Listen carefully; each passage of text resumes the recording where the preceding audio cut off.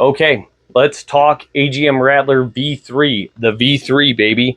We're here in front of the whiteboard wall next to the door. Got that new black bear up there, though, looking good. She's pretty big. Anyway, let's talk this AGM Rattler V3. This optic has been quite the experience for me. First things first, I actually came from the AGM Evolver 1280. I had the 1280. It was the one, I don't know if you guys remember it or if you've seen it, but go back and watch my review. You'll see that the Evolver was a big chungus of an optic. Thing was massive, 75 millimeter lens.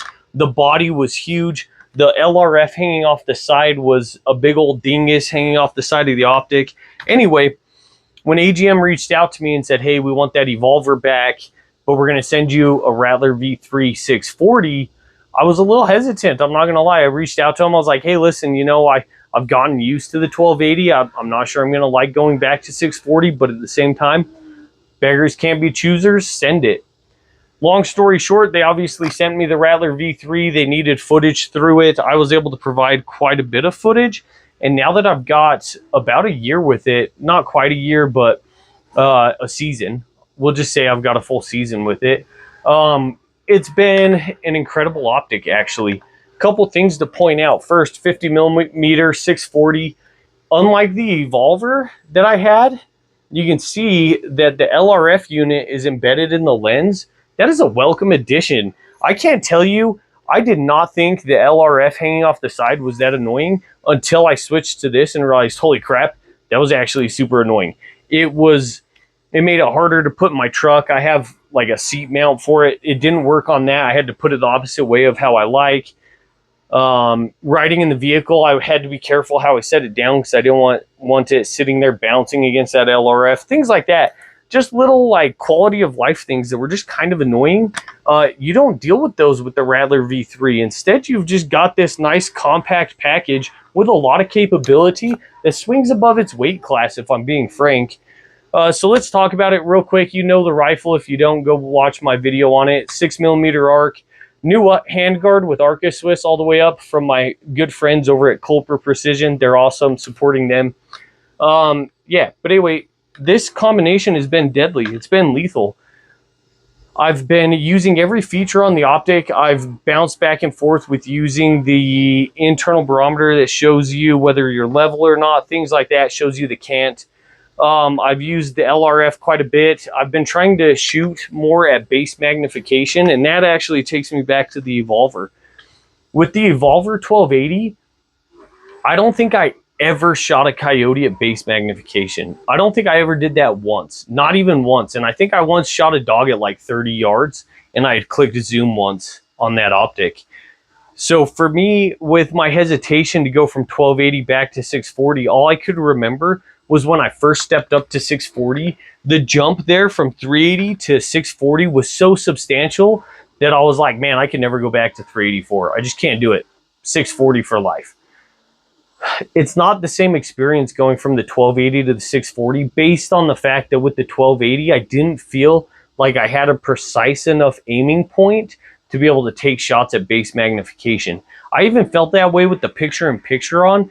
Whereas with this Rattler V3 640, I've actually killed a handful of dogs, base magnification, several of them picture-in-picture off, several of them picture-in-picture on.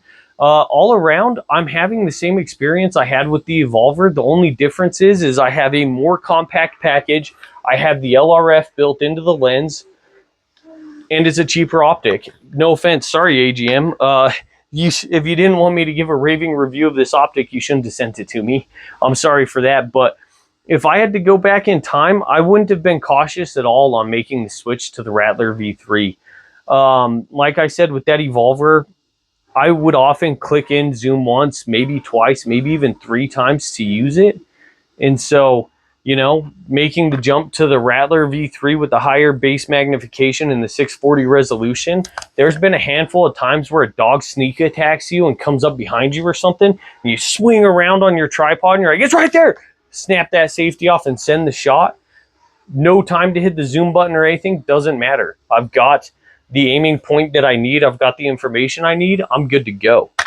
Let's talk about how well functionality, how well everything has worked. Couple key features that I like and dislike. It's got auto on, auto off, just like the Evolver did, where if it's on and you tip it to the side, it turns off, and then turn it back up and it turns back on. With this optic and with the Evolver, what I noticed is finish a stand, put it to sleep, throw my tripod on my shoulder to walk away. As soon as I hit a bump or stumble or something, the optic detects that movement, turns on. So then I walk back to the truck with it on. I get to the truck, I put it back to sleep, take it off the tripod, put it back in the truck. We drive 30 minutes to the next stand. Well, it ends up we hit a pothole within the first 5 feet. The optic powered up and sat there running for 30 minutes on the way to the next stand. Get there, sleep it again, put it on the tripod, walk to position, realize it's a bad position, walk another 10 minutes. By the time we get to the next position, guess what? My optic's been on the whole time. Now I've got an hour of runtime of without being under use, and so my battery's, cut in half at that point. For me, this hasn't been a problem, so I haven't changed that setting at all because I have 6 batteries. I've got 6 batteries. They're going to last me. If I need to charge a battery in the truck, I have others that I can use while charging it.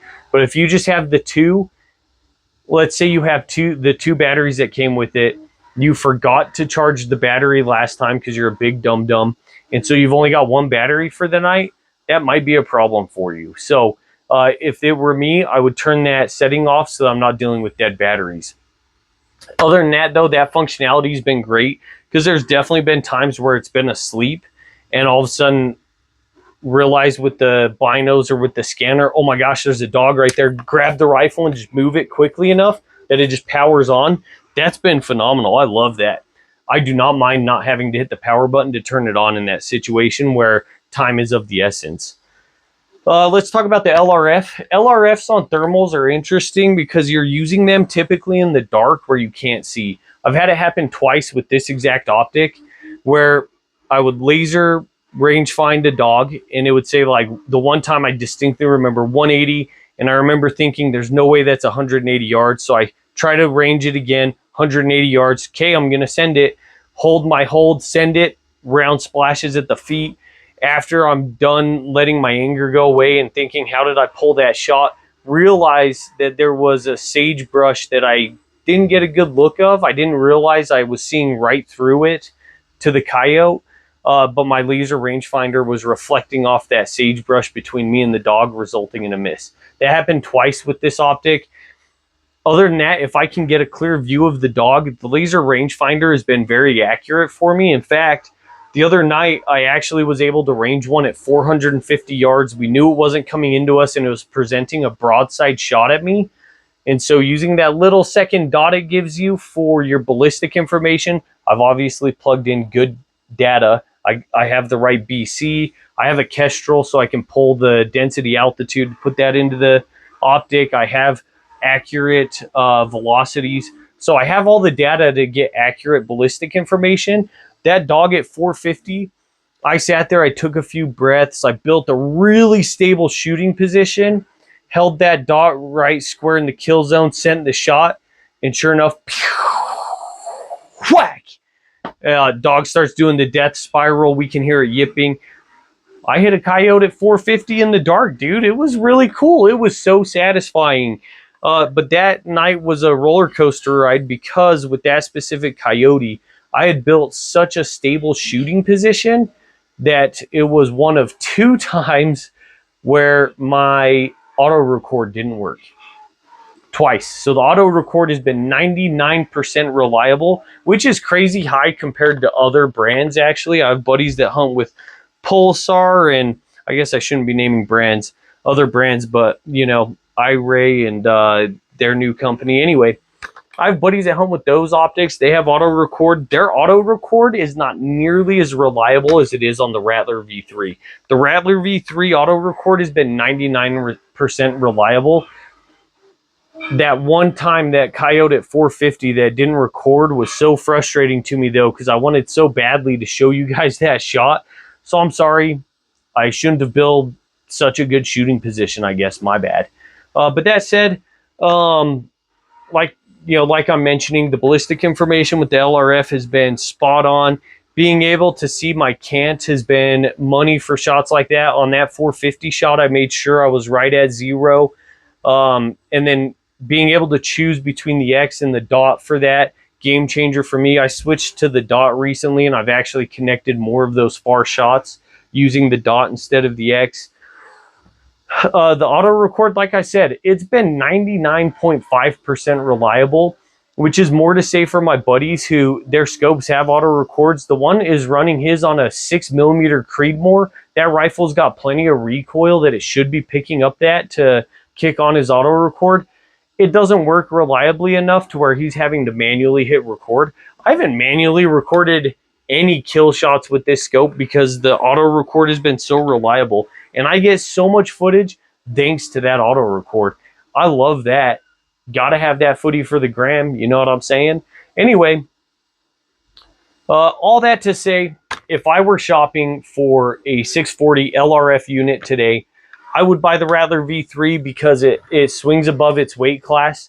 For the dollar spent, you're getting a phenomenal optic. It's got all the features I like from the AGM line of products. This scope cap, it's a small feature that I love. It's aluminum. It's got this stop position right here so that if I'm wearing gloves or if I'm needing to focus my optic or if I'm needing to hit the buttons, I don't have to worry about reaching over it, which is quite cumbersome. Instead, it's just right there. It stops right there, and I can slip my hand in here, no problem.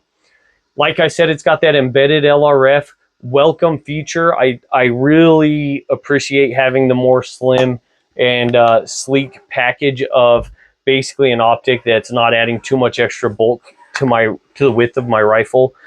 The eye cup on this one is way more reliable than previous thermals I have had. I've had to tape these stupid things on to so many optics. I'm so happy that I haven't had to tape this one on and have never lost it because I really like having the eye cup. It keeps mosquitoes off my eyes. I appreciate that. Everything else has functioned as it should. Battery life is great as long as you're not letting it run idle while you drive 30 minutes to an hour to the next stand.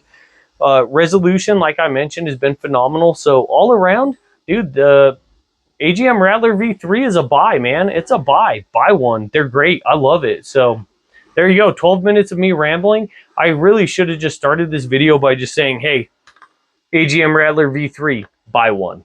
Probably could have ended the video there. Maybe I'll make a short about it. Maybe I won't. Anyway, buy one.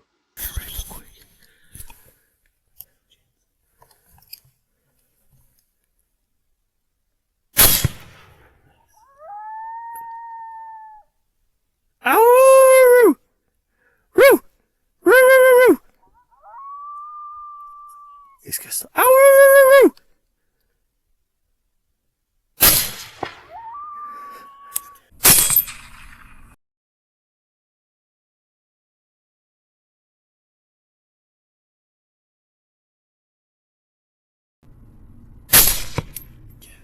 Oh, there it is. No, it's right. It's right.